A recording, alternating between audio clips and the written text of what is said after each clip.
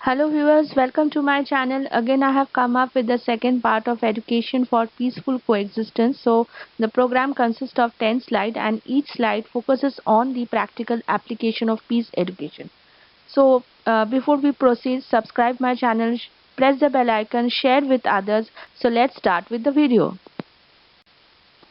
To generate peace education, curriculum is the first stepping stone because through curriculum teacher connects with learners with various subjects which will promote the disposition of peace. So this subject should act as a binding spirit for all activities, policies, programs, procedures.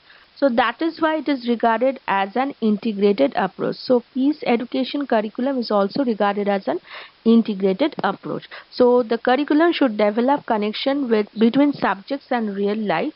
So it must be included in the lesson of the formal subject of the school, which must import the values of peace. Okay, so various subjects that can be included within the curriculum. So first one is the language.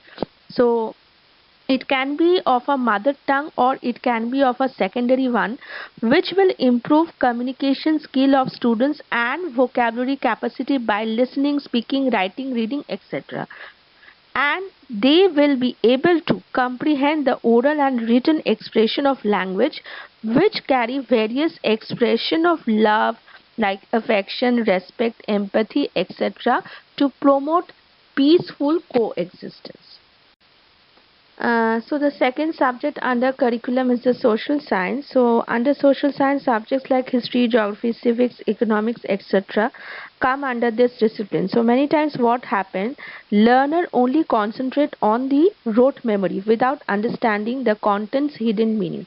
So the subject matter of social science must familiarize and connect learner with their environment, socio-political, economical and geographical, as well as the interaction and relationship among individuals, institutions and organizations should establish.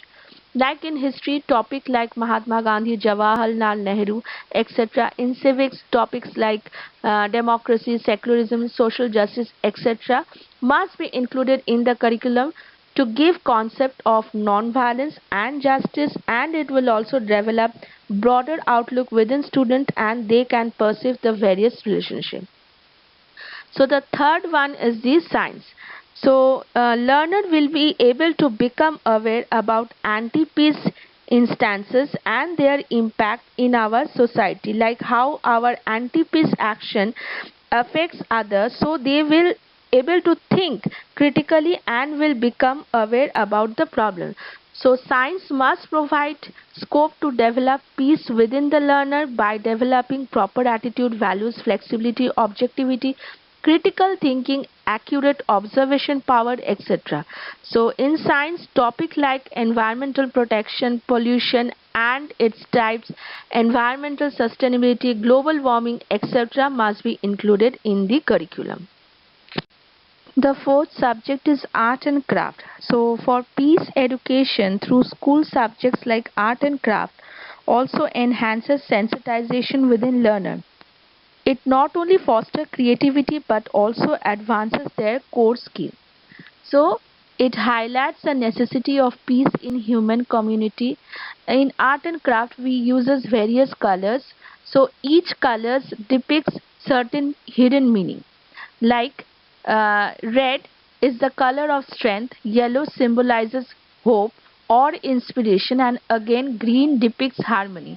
So in school routine, it should be inserted in the later part of the day so that it can be used as an recreational based subject. Next one is yoga and meditation. So yoga combines both physical exercises, mental meditation and breathing techniques to strengthen muscles and relieve from stress. So philosophers like Patanjali, Aurobindo, Vivekananda, etc. has supported yoga and meditation to develop the power of concentration, spirituality, develop conscience, inner strength, etc., which will help to control the negative vibes or traits like temper, anger, frustration, anxiety, etc. So teachers should induce yoga classes in the school timetable.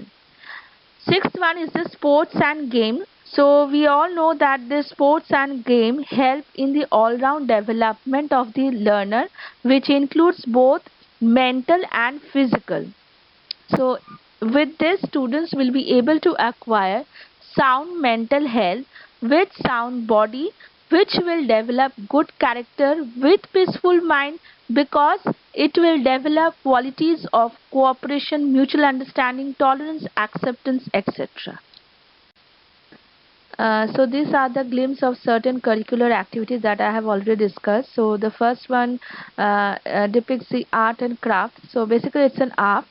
The second one is the sports and games, which are actually organized by the school authority. The third one is the craft oriented activities, and the fourth one is the yoga. So students are actually developing their inner strength, peace of mind through yoga activity. Co-curricular activities in school. So these activities are not the extra activity, but these are the additional activity with the curriculum. So first one is the camp. So there are various kind of camp like solidarity camp, peace camp, summer camp. So now the summer camp is very common all over world. So where we actually engage students who are coming from the different cultural background in various recreational activities for the disposition of the peace. So second one is the sports and recreational activity. So here we will see various kind of game related activity which will help in developing the sound mental health with sound body. Next, youth club. So it helps in a great way for a learner to turn the commitment into action. So it is a framework that promotes learning about peace and gaining skill to deal with the conflict. Next, workshop to train parents. So many workshops which are specifically conducted for parents outside the school hours, so that healthy environment should be developed in a family and to combat with conflict. Next, puppet show. We are very familiar with the puppet show. It actually give a kind of entertainment for the students. So we can pick up any theme that is related to peace, and we can depict the theme through a drama. Next, campaign related to peace. So we can organize global campaign for peace education to spread the message of peace. Various articles and journals can be used in the school environment to promote the message of peace. Exhibition. Next one is exhibition. So in exhibition we generally demonstrate various items or things. Through that also we can promote the message of peace. Program on television and radio, that is the second last one.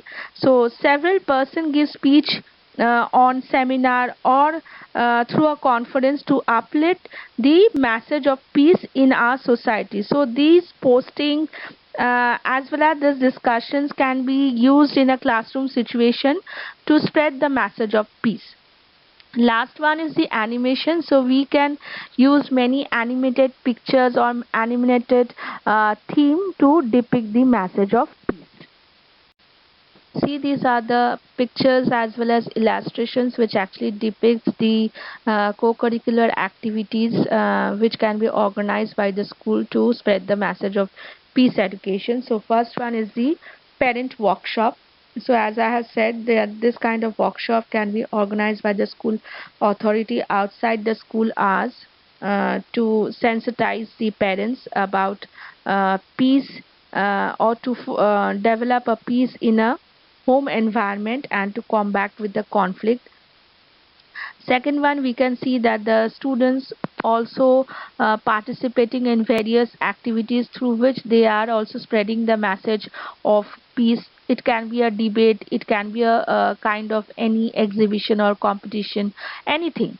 But that competition should be a healthy competition, that should be a constructive competition, not to spread the message of injustice. Okay, so the third one is the puppet show. So see here also we can see that the puppets are being used to display any kind of theme that is related with the peace education. And the fourth one is the campaign. This is a campaign related activity where students or learners are actually have taken a kind of hoarding in their hand where peace and sports which are the part of their activity, they want to depict that through sports also we can spread the message of peace.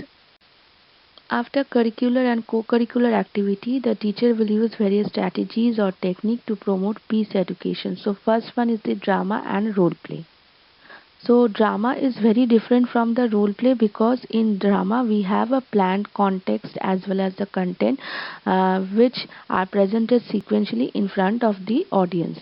So next one is the role play. So in role play, learners are going to pretend to play the role which they are not playing in their real life or in their actual life.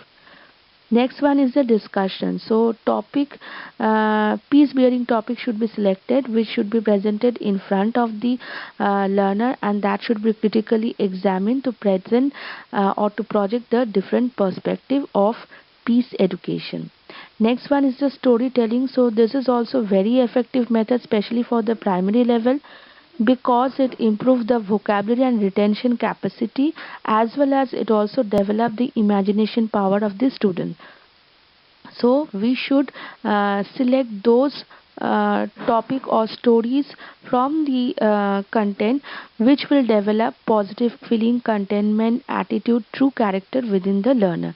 So last one is the peer teaching. So peer teaching also it's an effective method where teacher is going to divide the whole class into various sections and group, and for each group topic will be given or topic will be selected, and the peer from each group or the students from each group they are going to teach those topic to the group members of their respective group. Okay, so topic which can be imbibe peace bearing qualities within students, we should select those topics. So this is also a very effective method. As a teacher, if I want to set a model for peace classroom, I do not need any specialized setup or a experimental classroom. Neither I need a well decorated or colorful room. Only the thing that I need that it should be enough spacious so that I can carry out the various kind of activity for my children. So the first characteristic it should be a non-violent classroom. That means it should be free from violence, injustice, conflict, non-cooperation, etc. kind of attitude. Next one, full participation of every learner. So whether able or disabled or students who are coming from inferior or superior strata of society, everybody should be given opportunities so that they can take part in the activities or whichever activities they want to take part. Next one is the learning with joiners. So not only they will take part in the activity but they should enjoy those activity and must gain pleasant and rich experiences from those activities. Next one is the self-regulatory activity. From the name only we can see that these activities are actually regulated by the students. So they are going to plan, they are going to execute those activity, and teacher will play the role of friend, philosopher and guide. That means the teacher will provide guidance to the students so that they can execute or implement those activities. Next one is the effective communication. Communication, we know it's a process where we exchange our thinking, belief, ideas, values, etc. So effective communication should take place between teacher and students as well as among students.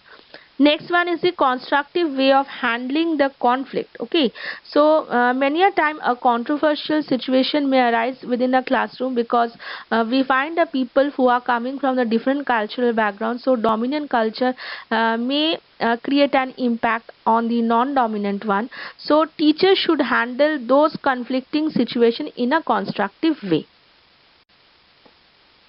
What should be the role of a teacher in a peace education? So first one is creating a safe environment in a classroom.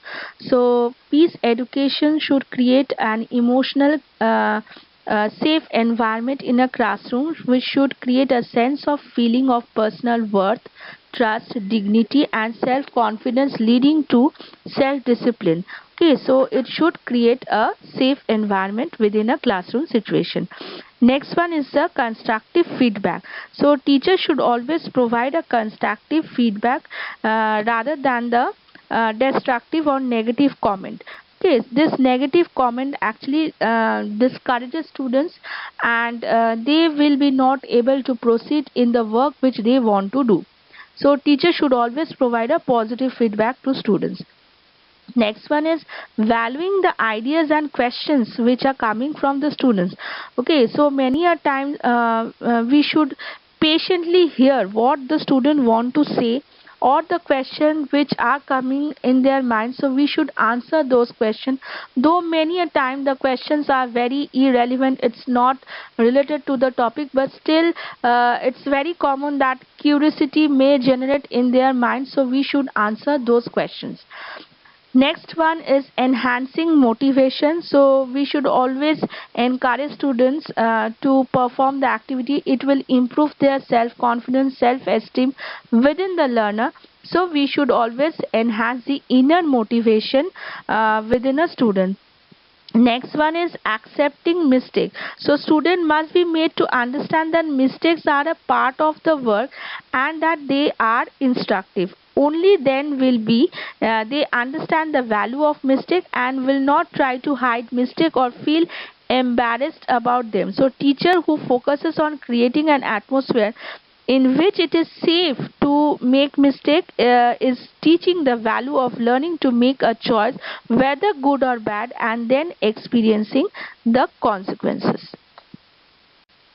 Thank you hearing patiently my videos on peace education. Hope that I have made understood the content. Please subscribe my channel, press the bell icon for upcoming video, and share the videos with others, because the more you will share the videos, the more experience you will gain. So thank you.